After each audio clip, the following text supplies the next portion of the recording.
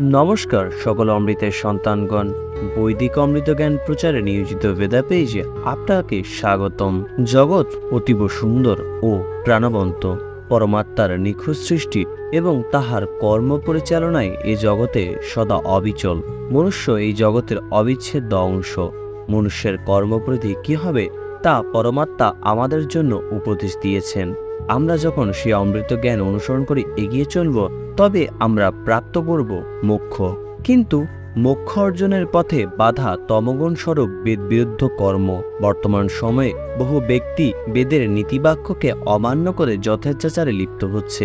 ফলস্বরূপ সেই সকল অধর্ম কর্ম বিভিন্ন ধর্মীয় উৎসবেও সংঘটিত হচ্ছে। মদ্যপান সেরূপ একটি অধর্মসূচক কর্ম। মদ্যপান সনাতন ধর্মশাস্ত্রে সপ্তমর্যাদার মধ্যে অন্যতম। মদ্যপান নিষিদ্ধ করে বেদ বলছে, মদ্যপায়ী হৃদয় খুলে মদ্যপান করে পরস্পর কলহ বিবাদ করে এবং সারারাত্রি প্রলাপ উক্তি করতে থাকে, তারা নিশ্চয়ই দুষ্ট বুদ্ধি।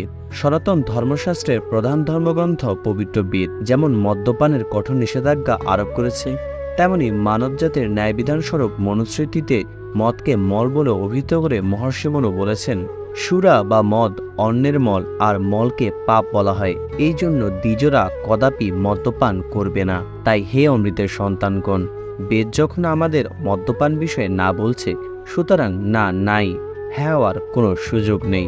আমরা সকলে মদ্যপান বা সুরাপান থেকে বিরত থাকব এবং সপ্তমর্যাদা উল্লঙ্ঘন করব না।